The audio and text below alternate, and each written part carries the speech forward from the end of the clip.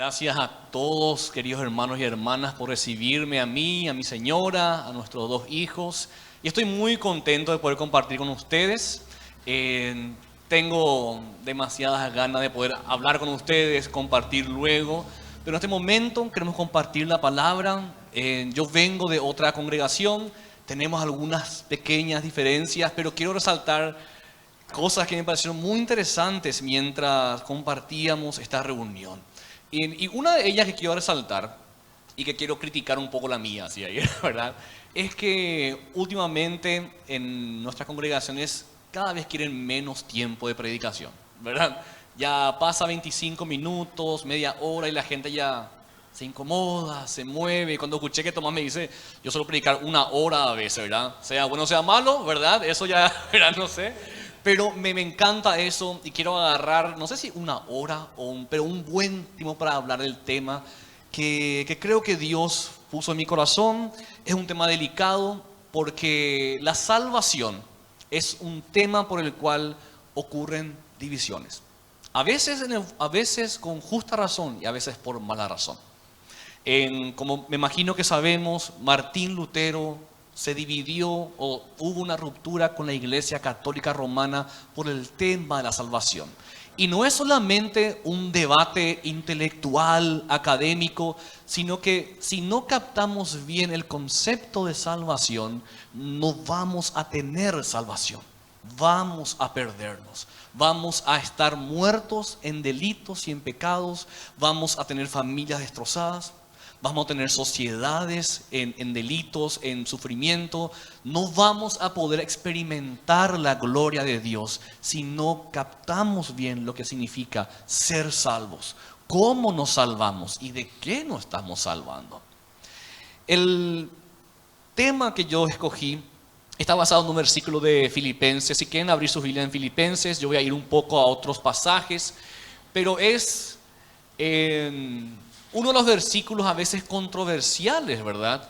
Sabemos y afirmamos que la salvación es por gracia a través de la fe en Jesucristo.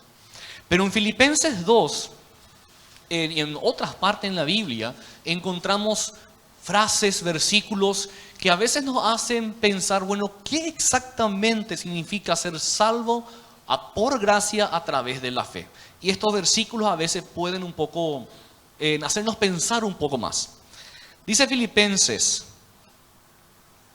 2, versículo, y tengo el versículo también en pantalla, pero quiero que abran sus Biblias, eso hace muy bien a la mente y al corazón, tenerlo ahí. Filipenses 2, versículos 12 y 13, que dice lo siguiente: así que, amados míos, tal como siempre han obedecido, no solo en mi presencia, sino ahora mucho más en mi ausencia, ocúpense en su salvación con temor y temblor, porque Dios es quien obra en ustedes tanto el querer como el hacer según su buena voluntad.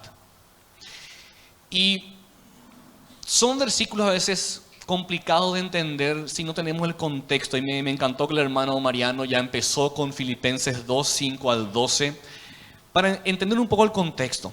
¿Por qué Pablo menciona que tenemos que tener la misma actitud o a veces la misma mente de Cristo?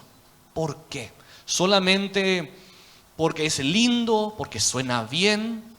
No realmente. Yo argumentaría que tener la misma mente, el pensar Cristo siendo Dios, no se quedó con eso, sino que se humilló a sí mismo, se hizo siervo, obediente hasta la muerte de cruz por amor a nosotros, y el Padre lo exaltó por esa obra.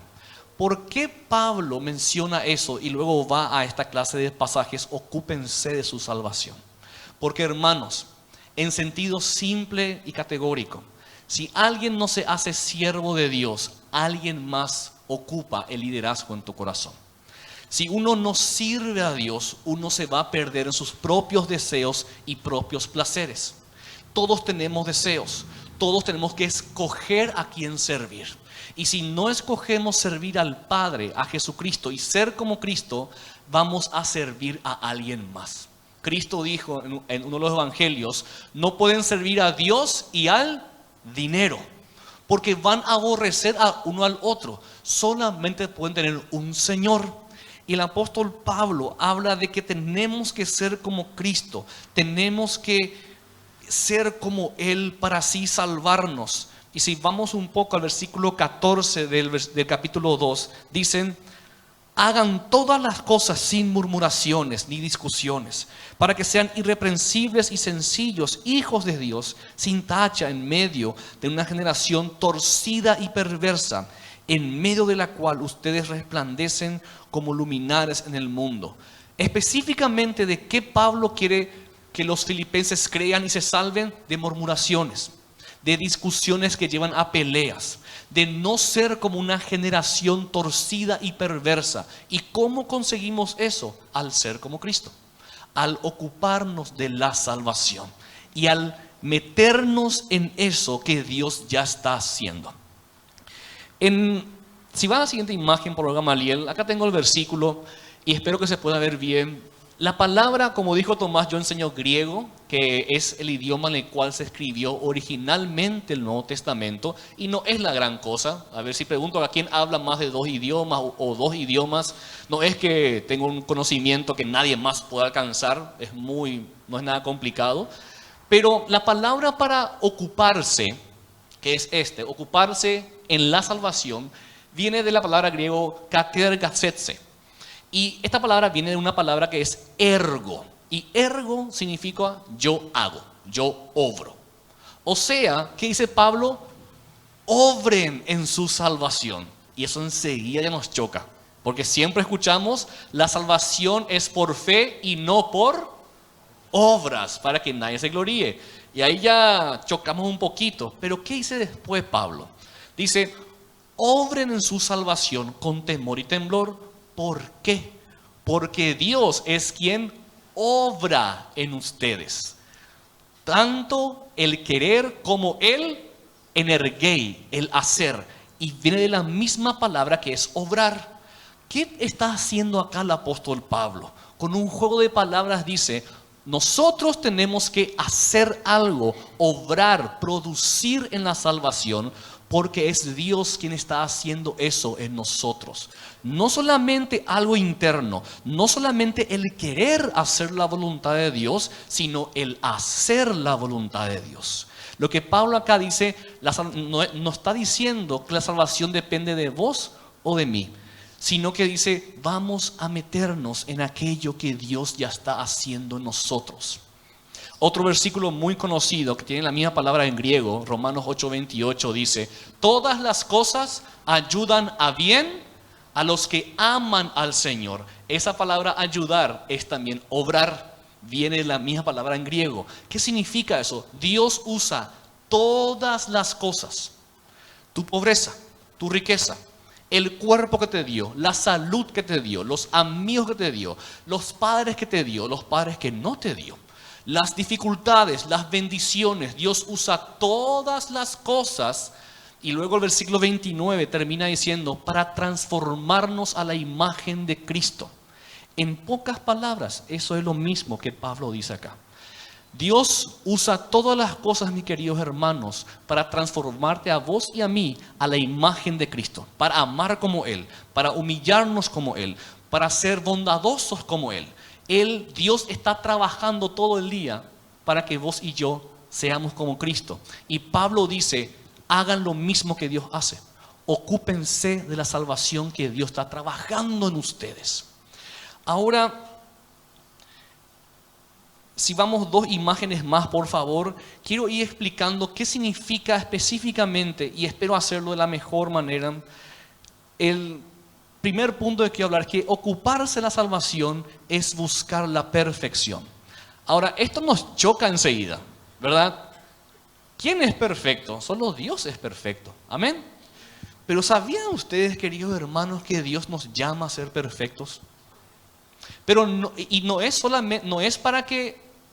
es como esas profesoras que yo tuve, algunas en primaria y secundaria, que si no teníamos todos 5, tenías la regla o el cinto ahí para castigarnos, y vos sentís: debo ser perfecto porque si no me van a pegar, debo ser perfecto o si no, no me van a querer.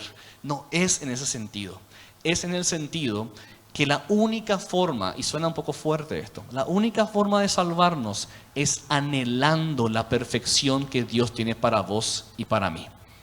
Y antes de ir a los versículos, quiero acomodar, de ser posible por la gracia de Dios, tu corazón. En sentido común, ¿qué pasa con alguien que se contenta con algunas cosas buenas?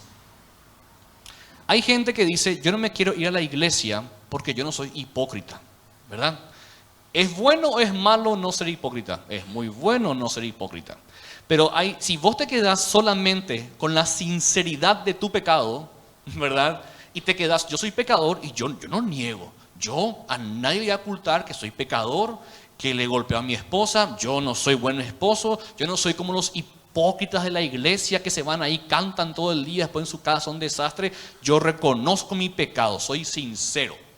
¿Qué pasa con alguien así, que se contenta con una sola virtud? Se pierde. Va a tener una familia desastrosa. Va a caer en la condenación que el mundo le espera, que el mundo le tiene. ¿Qué significa esto? Si uno no aspira a la perfección, uno se pierde. Si uno dice, yo tengo buenas cosas, tengo algunas virtudes, pero estas otras virtudes no voy a buscar, uno se pierde. Queridos hermanos y hermanas, ningún matrimonio termina, ningún divorcio ocurre porque tu pareja es totalmente malvada. Ocurre divorcios y problemas porque no aspiramos a cambiar y a crecer a la imagen de Cristo. Ocuparse de la salvación es buscar la perfección. Y quiero que se pueda, por la gloria de Dios, que se pueda entender esto. El siguiente pasaje, para probar que esto es cierto, porque quiero ser bíblicamente correcto, Filipenses 1:6. Miren lo que Pablo dice al inicio de la carta de Filipenses. ¿Qué dice Pablo? Después del saludo, después de agradecer a Dios, es la primera enseñanza, digamos, que Pablo da en la carta de Filipenses. Dice, estoy convencido precisamente de esto, que el que comenzó en ustedes la buena obra, la perfeccionará hasta el día de Cristo Jesús. ¿Qué leímos en Filipenses anteriormente? ¿Quién obra en nosotros el querer como el hacer? Dios. ¿Y qué dice acá Pablo? El que empezó en ustedes la buena obra, la va a perfeccionar hasta el día de Cristo Jesús. Eso quiere decir que la salvación no es solamente un momento, hermanos. No es una circunstancia en la cual tomamos una decisión de fe por Cristo, sino la fe es algo continuo, algo que no debe apagarse. Jesús muchas veces dijo, el que perseverare hasta el final será salvo. La fe debe ser continua, porque eso es lo que nos salva, la confianza en Cristo en toda circunstancia. Y quiero que vean en Efesios, capítulo 4, versículo 11 al 13. Miren, Dios creó la iglesia para que seamos hechos perfectos. Si una iglesia no cumple esta función de perfeccionar a los santos, está fracasando como iglesia. Si una iglesia se detiene solamente a crear shows, espectáculos, solamente a querer conseguir más y más gente, pero no le preocupa a un líder, a un obispo, a un anciano, no le preocupa, este hermano se está perdiendo, mira cómo es inmaduro. Si es que nos dice como el apóstol Pablo decía, ustedes corintios me causan dolores de parto, me hacen sufrir, porque todavía Cristo no está formado en ustedes. Si no tenemos ese pesar, fracasamos en nuestra función como la iglesia, porque Dios creó la iglesia con ese fin. Leemos Efesios 4, 11 al 13. Y Él dio a algunos el ser apóstoles, a otros profetas, a otros evangelistas, a otros pastores y maestros, a fin de capacitar a los santos para la obra del ministerio, para la edificación del cuerpo de Cristo, hasta que todos lleguemos a la unidad de la fe y del conocimiento pleno del Hijo de Dios, a la condición de un hombre maduro. Esa palabra maduro en el griego es la misma que perfecto. Es la misma palabra que perfecto. Por eso algunas Biblias van a decir hombre maduro, hombre perfecto o hombre íntegro. A la condición de un hombre maduro a la medida de la estatura de la plenitud de Cristo. ¿Qué significa eso, hermanos? La salvación nunca se acaba hasta que seamos formados plenamente a la imagen de Cristo. Y eso es lo que el apóstol Pablo llama la glorificación. Ese momento en el cual estamos con el Señor cara a cara, donde tenemos cuerpos renovados. Pero esa realidad empieza aquí. Y no empieza aquí para ponerte una carga. Empieza aquí para salvarte, para salvarnos.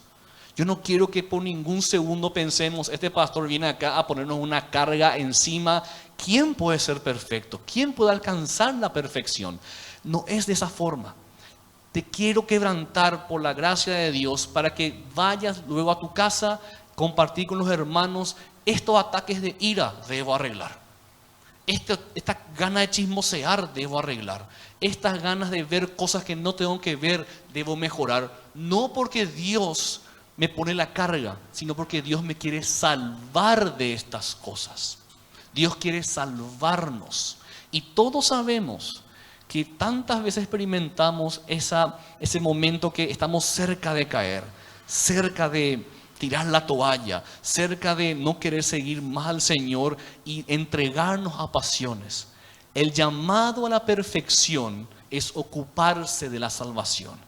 Y ocuparse de la salvación es meternos en aquello que Dios está haciendo en nosotros y confiar en Él.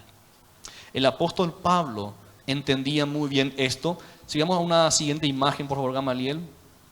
Una más. Ahí. Este pasaje está en Filipenses 3:12. Y quiero más que quede bien en claro esta idea de que tenemos que buscar la perfección. Y luego vamos a ir a otros puntos. El apóstol Pablo posiblemente era el hombre, bueno, depende de quién nos guste más, Pedro, Pablo, ¿verdad? Pero él consiguió muchas cosas. Él sufrió mucho por Cristo. Él predicó, él fue el misionero que más agarró territorio, por decirlo así. Él entregó su vida totalmente al Señor, pero él que dijo aquí, también en Filipenses, dice en capítulo 3, versículo 12, no es que yo lo haya alcanzado o que haya llegado a ser perfecto, sino que sigo adelante a fin de poder alcanzar aquello por lo cual también fui alcanzado por Cristo Jesús. Vamos a parar un poco ahí. Qué linda poesía es esto, pero muestra un poco esa tensión. Pablo dice, yo quiero alcanzar aquello por lo cual fui alcanzado. ¿El Señor con qué nos alcanzó? Con su salvación. Él nos salvó, Él nos redimió, su sangre nos purifica. Pero al mismo tiempo Pablo dice que Él quiere alcanzar aquello por lo cual fue también alcanzado. Hermanos, no tenemos que creer que la salvación es un momento. No tenemos que creer, como el apóstol en Santiago quiere corregir, que una fe sin obras puede salvarnos. La fe sin que se active en tu vida diaria no sirve para nada. Y a veces Santiago 2 enseña eso. Cuando Santiago explica eso, no está solamente debatiendo algo académico, sino que sencillamente, si alguien dice, yo soy alcohólico, tengo ataques de ira, yo no puedo dejar de ver tantas mujeres, yo caigo todo el tiempo, pero yo creo en Jesús. Yo creo en Jesús y yo creo que Él es el Hijo de Dios y tiene la doctrina correcta. Lo que Santiago quiere decir en ese pasaje, Santiago 2, es: ¿de qué te sirve eso para salvación? ¿De qué te sirve decir algo con tu boca si no te ocupas de la salvación? Si no te metes en aquello que Cristo quiere hacer en tu vida, no te sirve para salvarte. Santiago no quiere ser esos pastores que te ponen cadenas, te ponen un peso, te ponen como los fariseos un yugo imposible de llevar. Santiago te quiere decir, te vas a perder, mi hermano, te vas a perder, mi hermana, Si vos crees que por la fe en Cristo, si decís yo creo en Jesús, pero no luchás contra el pecado y dejamos que el pecado reine en nosotros, vamos a enfrentar destrucción. Es por eso que, y acá ya entra algo delicado, pero es por cómo uno sabe que uno es salvo. En un gran debate. ¿Cómo uno sabe que uno es salvo? ¿Cómo uno sabe que si yo me muero hoy me voy al cielo? Bueno, hay muchas respuestas, pero la respuesta que Pablo utiliza es: el Espíritu Santo nos da testimonio que somos hijos de Dios. ¿Y cómo nos da el testimonio? Hermanos, yo me convertí al Señor cuando tenía 16 años. Yo pensaba que la diversión era emborracharme, farrear y tener muchas chicas. Literalmente yo pensaba eso. El Señor me salvó, escuché su palabra, su mensaje, creí en eso. Y luego lo que antes me gustaba hacer, ese pecado que me gustaba hacer, ahora lo aborrezco. Ahora no me gusta. Ahora lo veo como perdición. Y antes yo me entregaba a esas pasiones. En mi caso fue para que mis amigos me puedan querer. Yo quería ser el famoso del colegio, ser el atractivo del colegio, y no conseguía, no era bueno en fútbol, no era tan lindo, cuando eso, ¿verdad? No sé, no era el simpático, no era el estudioso, y me quedó una opción que después descubrí, era que, no sé, por alguna razón a los hombres les gusta mucho cuando alguien toma mucho. Fernando, ¿cómo sabe tomar cerveza? Ay, pues qué loco, con él da gusto farrear así. Yo, mira, la gente me está mirando, me está aplaudiendo, mira, qué bueno, ¿verdad? Y yo encontré, entre comillas, salvación en ese momento porque me sentí bien. Tengo amigos, alguien me quiere. Pero luego el Señor me confrontó con eso, que es pecado emborracharse y es pecado poner a tus amigos como el Dios de tu vida. Y en ese momento ocurrió un cambio dentro de mí. Y yo aspiré no solamente a ser querido por mis amigos, sino ser aceptado por Dios. Y lo que antes amaba, ahora aborrezco, ahora no me gusta. Y yo solamente le puedo atribuir eso a mi Dios. Yo no encuentro otra forma. Pero después de eso, mis queridos hermanos, tuve que luchar contra el chisme. Y tengo que luchar contra deseos sexuales. Tengo que luchar contra querer ser famoso, o querer tener poder, o querer encontrar pasión o llenura en cosas materiales, en dinero. Tengo que luchar con mis otros colegas de la universidad por no querer ser el más inteligente, o el que sabe griego, o el que sabe más cosas académicas. Debo luchar, debo ocuparme en la salvación, y yo veo que Dios me salva cada momento, y alcanzo cosas que para el hombre natural son imposibles. Yo hoy en día estoy experimentando, gracias a que entiendo la palabra y Dios obra en mí, que realmente se puede vivir sin caer en tentaciones sexuales. Que yo puedo hablar a una hermana o a una mujer que no es mi hermana y se viste provocativamente y realmente le amo y no le veo como un objeto sexual. Cosa que para gente del mundo, eso es una montaña gigantesca. ¿Quién puede hacer eso, verdad? Gracias a Dios, y no es por mi fuerza. No es por mi capacidad, es porque Dios obra en mí. Pero tenemos que entender que si no nos ocupamos de la salvación, si de alguna manera pensamos, no, yo ya alcancé yo ya llegué a la perfección, yo ya estoy al lado de Jesús todas las mañanas. El apóstol Pablo que dijo, no lo alcancé todavía, sigo adelante hacia la meta para alcanzar el premio supremo del llamamiento de Cristo. Ahora, espero que haya quedado esto claro. Se puede hablar mucho más. Pero hay un último versículo para probar este punto, mis queridos hermanos. No hace falta que busquen. Está en el libro de Mateo 5, versículo 48, muy conocido. Si puedes ir nomás, Gamaliel, un poco más. Uno más. Este versículo, lástima que no se ve nomás lo rojo ahí, pero dice Mateo 5:48, que dice: sean pues perfectos como vuestro Padre en los cielos es perfecto. La salvación es la continua aspiración a ser como Cristo. ¿Cómo nos salvamos del pecado? Otra vez, perdón que repita esto, de cualquier pecado que vos pienses. ¿Cómo nos salvamos de eso? Fe en Cristo, confiar en Él y querer ser como Él. Es la única forma. Es la única forma. El segundo punto, mis queridos hermanos, en la siguiente imagen, va conectado a esto. Ir hacia la perfección de Cristo, que es ser como Él, no es una opción para el cristiano. No es un llamado para algunos, es para todos. No es para el hermano que es más espiritual nomás, es para todos. Porque la alternativa a de la perfección es la perdición. La alternativa de la perfección es la perdición. En la siguiente imagen está el versículo de Filipenses 3, ahí quiero que lean conmigo. Filipenses 3, versículo 17 al 19. ¿Qué pasa si uno no busca la perfección? Si uno, bueno, yo ya dejé ya las drogas, yo ya dejé el alcohol, ya no quiero matarle a alguien, ¿verdad? Y ya estoy bien, ¿verdad? Ya se puede, ¿verdad? Ya puedo entrar al cielo, ¿verdad? O sea, no. Ahora, otra vez recuerden, no le quiero poner cargas, sino quiero que nos salvemos, hermanos. Me encantó que tengan panes sin levadura.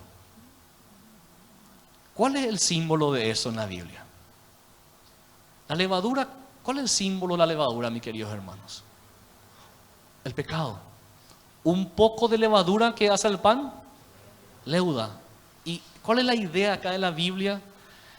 Aunque suene un poco exagerado, se puede probar que es cierto. Un poco de levadura leuda toda la masa, así como un poco de pecado, aunque parezca diminuto al inicio, con el tiempo va a leudar todo tu cuerpo, va a agarrar todo tu ser. Espero no hacer un gran desvío en este momento, pero quiero que entendamos ese principio. Vayamos a Mateo, por favor. Mateo, capítulo 5. Quiero que entendamos ese principio para entender que la alternativa a la búsqueda de la perfección es la perdición.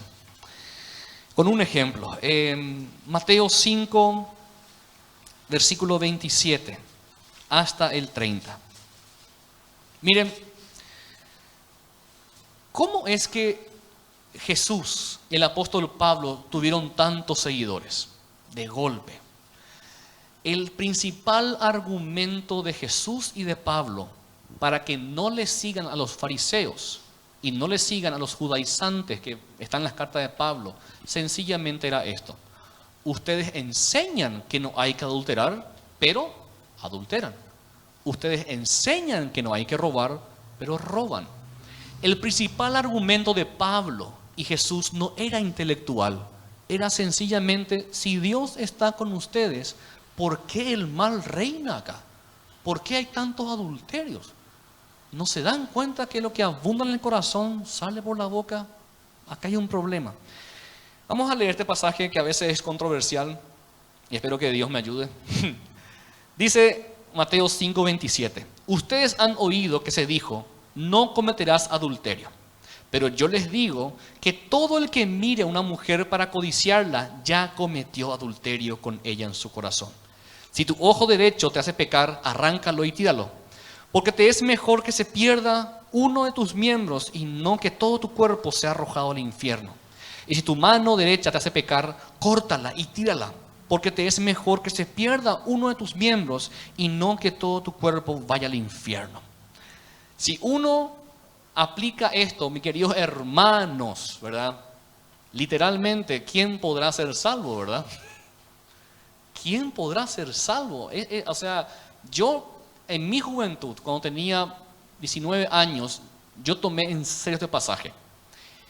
Y literalmente yo dudaba de mi salvación cada día.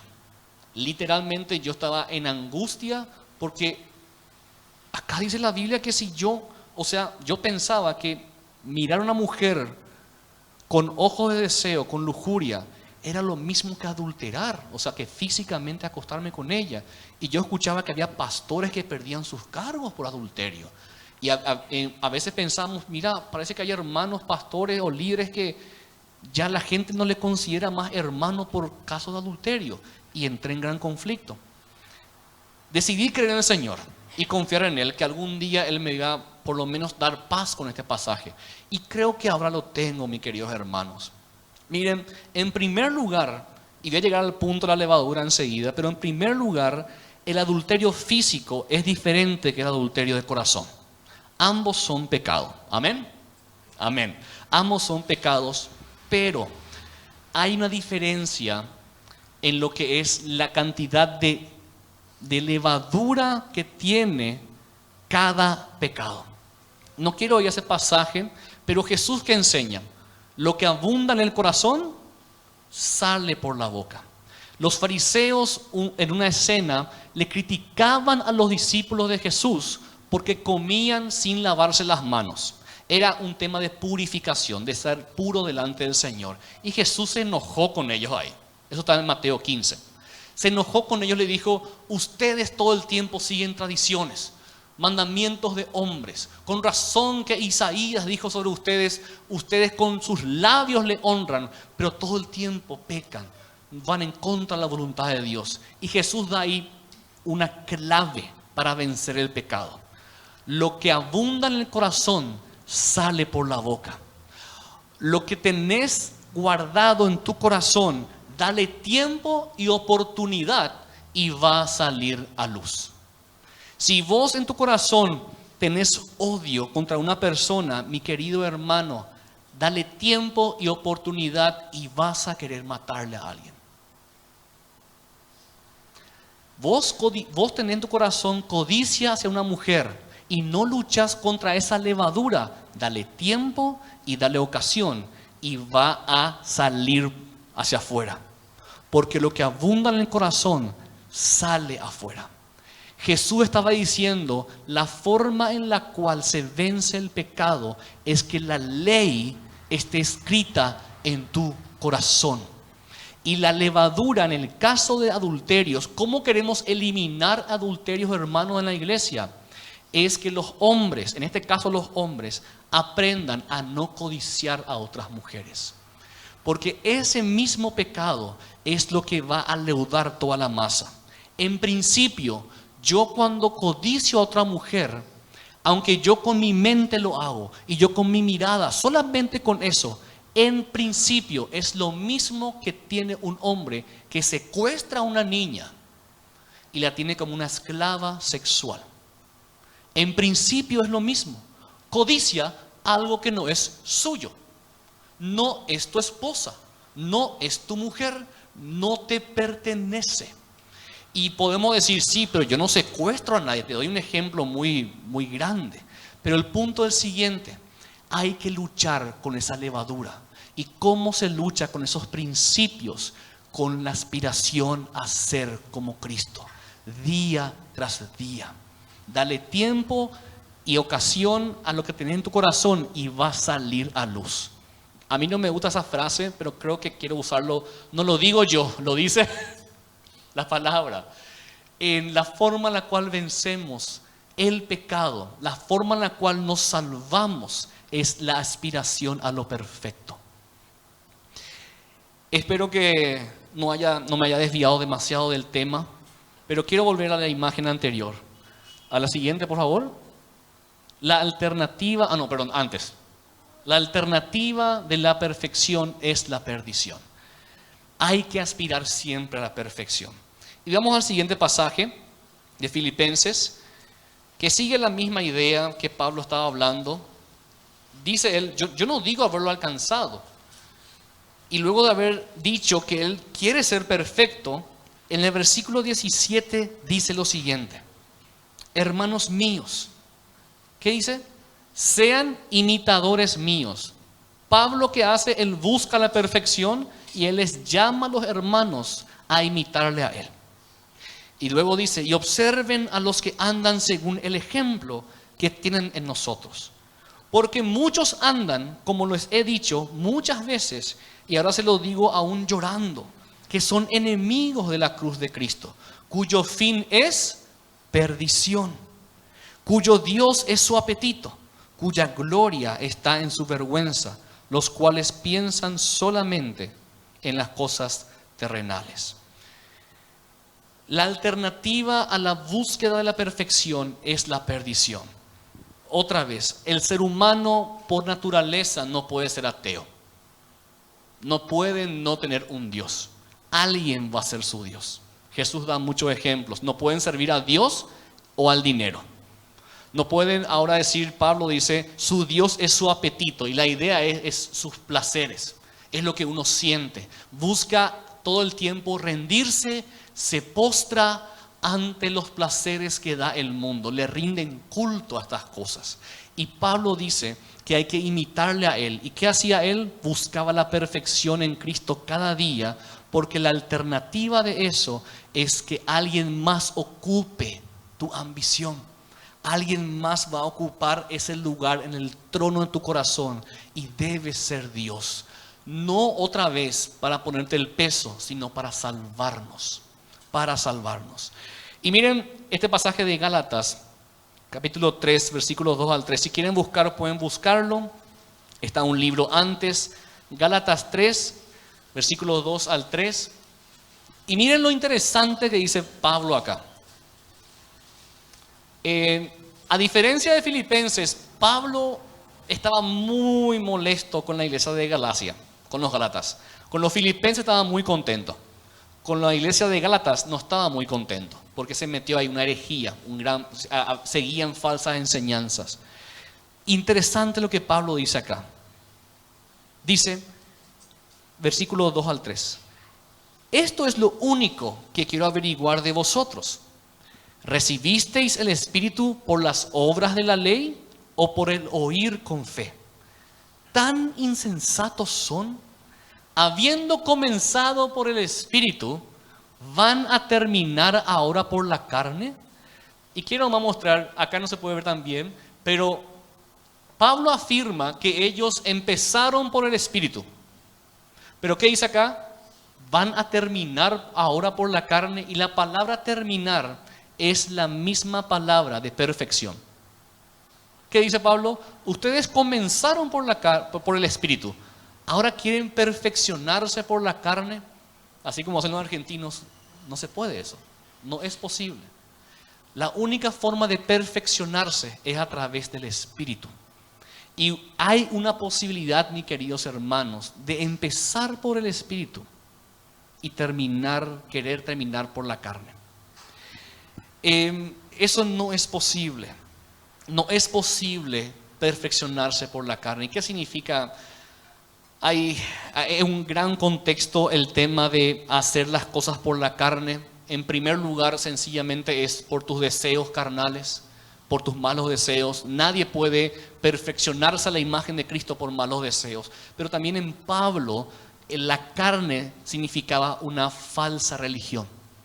Él pensaba, o los judíos pensaban, que uno podía alcanzar la gloria de Dios por cumplir la ley a rajatabla, por seguir una ley seca o fríamente calculado. Jesús dijo, ustedes siguen la ley de no adulterar, pero está el pecado acá adentro. De nada sirve poner no adulteres, no robes, no codicies, si tu corazón está mal.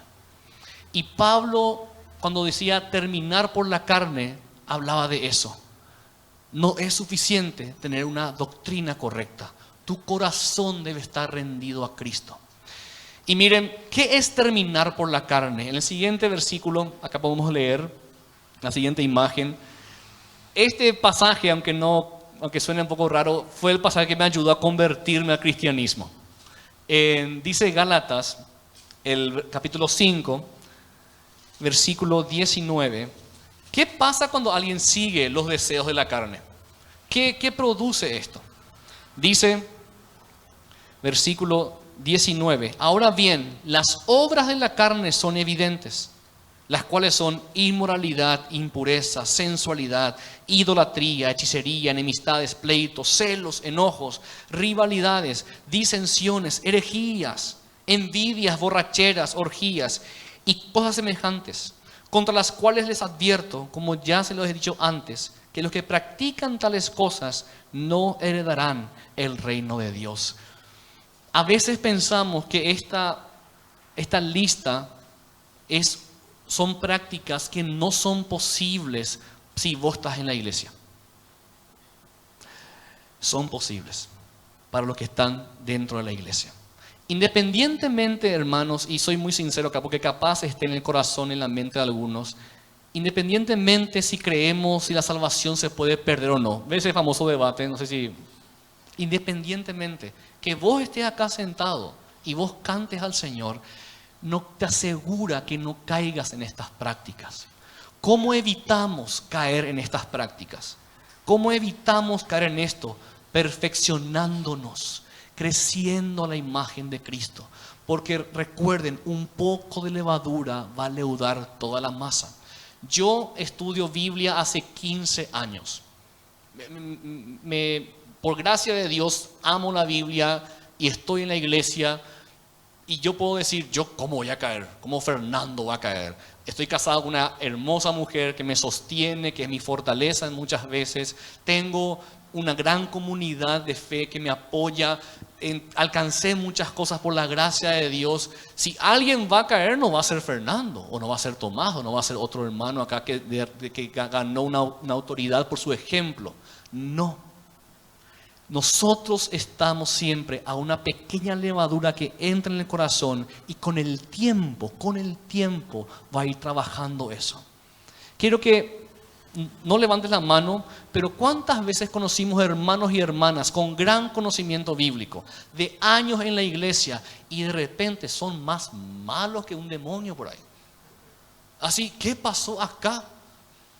Tan bien toca la guitarra, tan bien predica, sabe tantos versículos, mira, él inclusive te lleva comidas y vos te enfermas, tiene tantas buenas cosas, pero con su esposa, en casa, otra persona es llegada.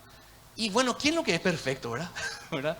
Y ahí es cuando entra la levadura, porque nadie se pierde, mis queridos hermanos, por ser totalmente malvado. Perdón que dé muchos conceptos y espero que el Señor pueda usar, pero la mentira del diablo no es algo totalmente falso. ¿Cómo le engañó la serpiente a Adán y Eva? ¿Con algo totalmente falso? Le dio una verdad diseñada para engañarle. Y eso es la naturaleza de la mentira. ¿A cuánto les gusta el chisme? ¿A qué? ¿Verdad? Los chismes dan gusto. ¿Por qué? Porque dan emoción, dan una adrenalina. Si alguien llega a decir, lo que me enteré hoy de Tomás, por ejemplo, enseguida es como que tu ser se queda así colgado. Ahora, ¿qué pasa? No está mal tener esas emociones, no está mal querer sentir cosas lindas, pero la mentira es una verdad diseñada para destruirte.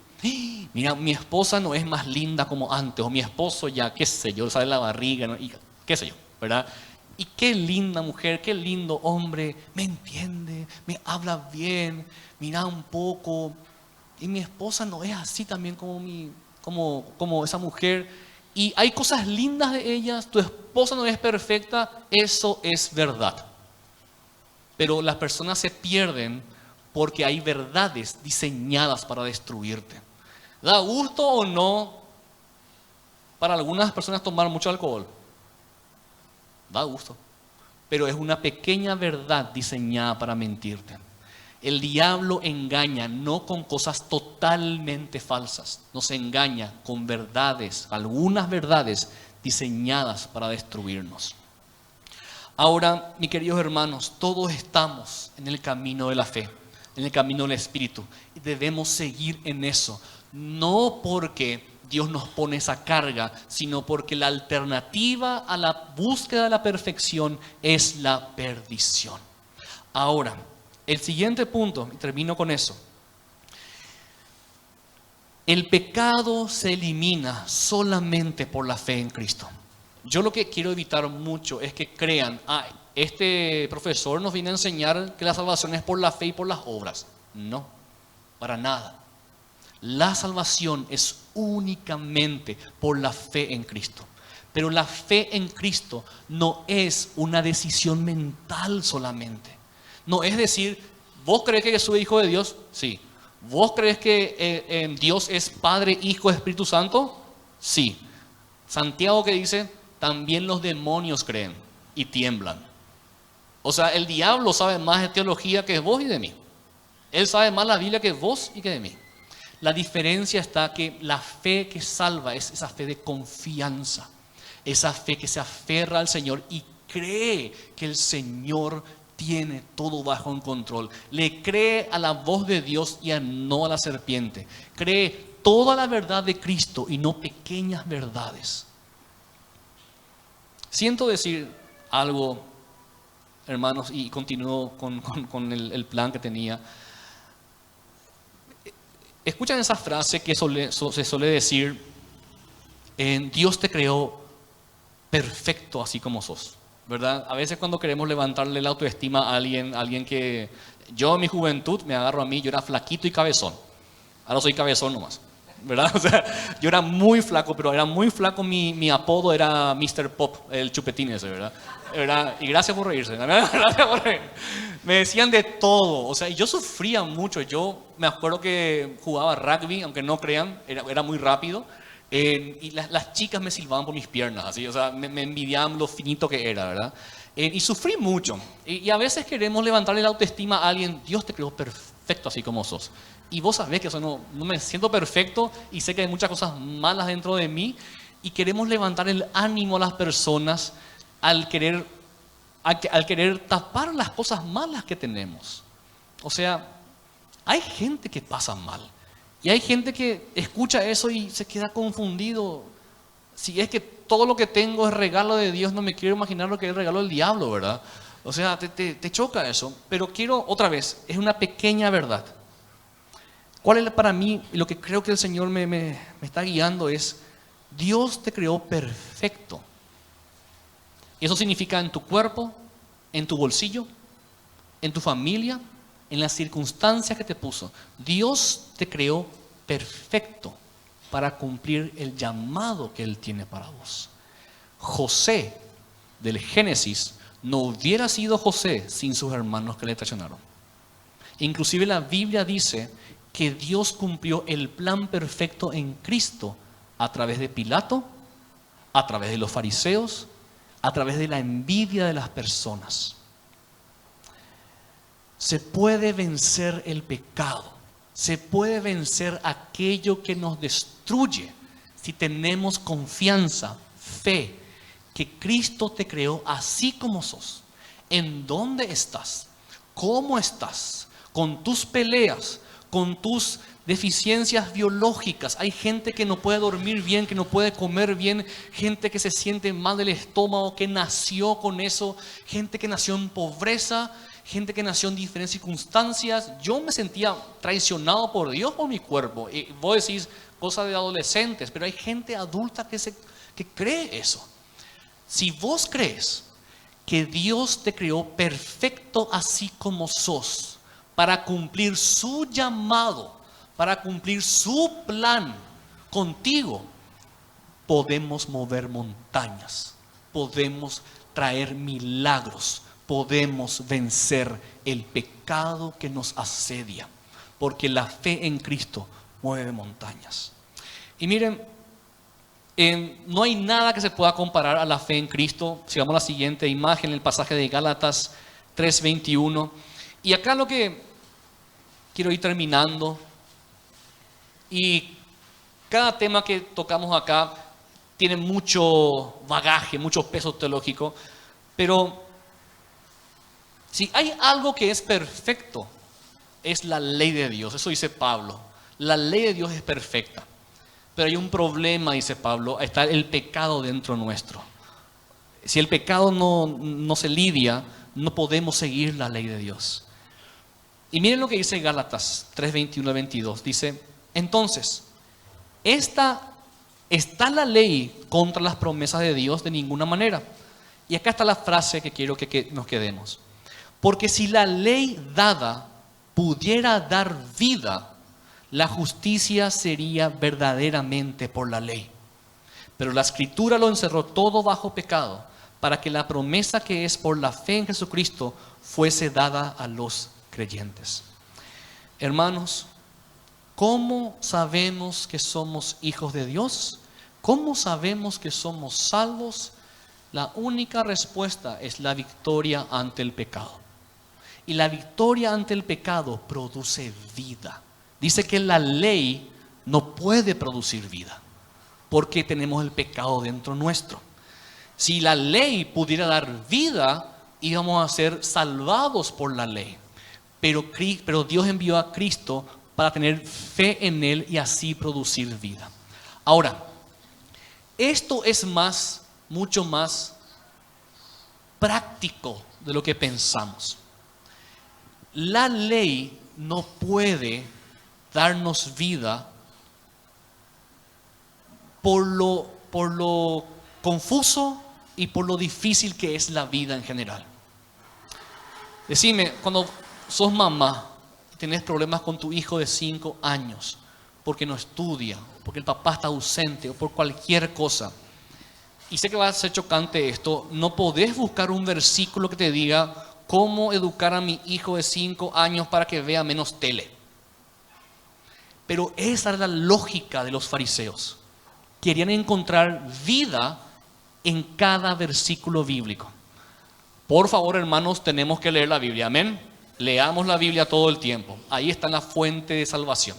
Pero lo que trae el problema de ser legalista, lo que trae el problema de querer encontrar justicia o vida en la ley, es decir, bueno, voy a encontrar un versículo para cada aspecto de mi vida.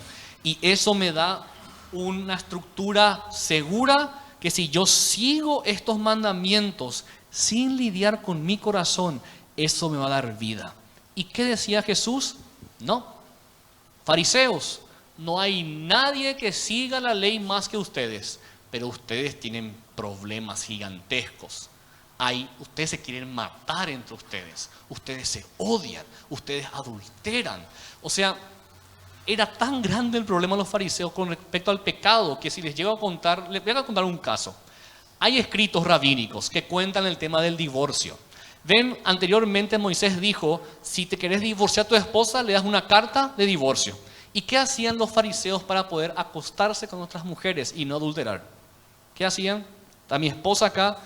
Bueno, mi amor, mira, esa mujer me atrae, entonces me quiero acostar con ella, toma una carta de divorcio. Ahora estamos legalmente divorciados. Me caso con ella, obviamente para no pecar, ¿verdad? Me caso con ella, cumplo la ley, hago lo que quiero hacer con esa mujer y luego ¿qué hago? Otra vez me divorcio. Me divorcié de ella, ahora ya no es mi esposa y me vuelvo a casar con mi ex esposa. En teoría ellos no pecaban, ellos le daban la vuelta a la ley y buscaban cómo usar la ley para sus propios beneficios. Y entonces la ley por sí misma no puede traer vida, porque una letra de por sí puedes buscarle el lado y no puede producir lo que es vida. O sea, gente con corazón malvado puede usar la ley para maldecir y para castigar a personas y para esquivarse de lo que Dios quiere hacer con ellos. En pocas palabras, la ley no puede producir vida. Solamente la fe en Cristo puede producir vida. La fe en su Espíritu, la fe en su guía, la fe en su palabra, la fe que yo no sé lo que Dios va a hacer, como Abraham fue. Dios me pide que le dé mi hijo en sacrificio. Yo no sé lo que Dios va a hacer, pero yo confío en Él. Y el libro de Hebreos dice que Abraham fue a sacrificar a su hijo sabiendo que Dios podía resucitar a su hijo entre los muertos. Él no sabía lo que Dios iba a hacer. Un fariseo, no, espera. Tenemos que saber exactamente lo que Dios va a hacer y ahí vamos a tomar la decisión. Y no es así. La confianza, el amor hacia Jesús y la confianza de que Él es soberano, Él nos va a dar la respuesta, es lo que produce vida. Mucha gente quiere encontrar vida en leyes muertas. Me fui a tal conferencia para matrimonios y aprendí 5 principios y ahora tengo todo arreglado ya, nunca más tengo problemas en mi matrimonio. No digo que no hay que participar en conferencias, hermanos, no digo eso. Lo que digo es, la vida es tan confusa y la vida es tan complicada y el pecado está dentro nuestro que nada puede reemplazar la fe en Cristo.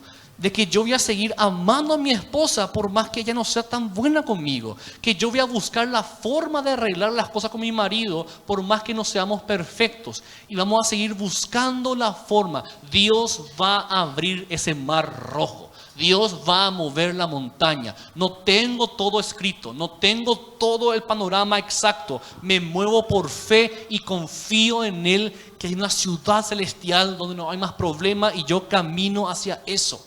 La fe es entrar en ese caos de la vida, confiando que Dios va a sacar vida de eso. Dios va a sacar vida de estos huesos muertos, como Ezequiel dice. Dios va a renovar, va a hacer lo imposible, que es mover montañas. Pero a la gente que busca salvación, justicia, vida a través de letras muertas, no produce eso. La fe es lo que trae la salvación. Y queridos hermanos, miren, quiero solamente terminar con lo que Filipenses 3, versículos 7 al 10 dice. El apóstol Pablo concluyó esto diciendo: ¿cómo es que nada se compara con Cristo? Nada. Solamente Él puede salvarnos y el querer ser como Él. Dice Filipenses 3, versículo 7. Pero todo lo que para mí era ganancia, lo he estimado como pérdida por amor de Cristo. La gente se pierde por cosas que creen que le va a dar ganancia. Pero Cristo debe ser más grande que toda ganancia que podamos tener en nuestras vidas. Versículo 8. Y aún más, yo estimo como pérdida todas las cosas en vista del incomparable valor de conocer a Cristo Jesús, mi Señor. Por Él lo he perdido todo y lo considero como basura a fin de ganar a Cristo y ser hallado en Él, no teniendo mi propia justicia derivada de la ley, sino la que es por la fe en Cristo, la justicia que procede de Dios sobre la base de la fe. Y conocerlo a Él, el poder de su resurrección y la participación en sus padecimientos y la participación en y llegando a ser como Él en su muerte, a fin de llegar a la resurrección de entre los muertos. Mis queridos hermanos, yo, si me permiten, quiero orar con ustedes. ¿Y en qué se cierra todo este mensaje, creo yo? La salvación es por fe en Cristo. Y la fe en Cristo debe ser continua, todo el tiempo. Porque si no, quedamos con nuestras fuerzas. Pero miren, yo no quiero que salgan con la idea: tengo que hacer algo y esto depende de mí. Es confiar en lo que Dios está haciendo en nosotros. Es confiar de que no hay nada mejor que Cristo para nosotros. Y quiero que pensemos, ¿qué son nuestras ganancias? ¿Qué son esos otros dioses que nos pueden desviar del Señor? Y quiero sonar como yo creo que el diablo sonaría. Mucha gente divide iglesias porque solamente quieren más gente en la iglesia y no quieren más cristianos. Mucha gente quiere alcanzar una vida en abundancia trabajando 12 horas al día y no cuida de sus hijos. Mucha gente quiere salvarse y tener vida en abundancia siendo el mejor predicador o el mejor músico o el mejor teólogo. Mucha gente se pierde por cosas que están por debajo de Cristo. Nadie se pierde por seguir lo peor posible. Todos nos perdemos al buscar algo menor que Cristo. Que tengamos todo como basura, excepto conocer a Cristo cada día y entregarnos a su voluntad, y Él va a transformarnos. Él va a mover las montañas que hay que mover. Lo que quiero decir, Dios nos llama a una vida en abundancia. Dios nos llama a tener comunión con hermanos, a gozarnos, a tener matrimonios buenos, a transformar la sociedad, a ver milagros, a disfrutar de prosperidad del alma y también materiales. O sea, Dios promete todo esto. Pero la única forma de alcanzar esa vida es a través de la cruz de Cristo y la fe continua en Él. Vamos a orar, hermanos.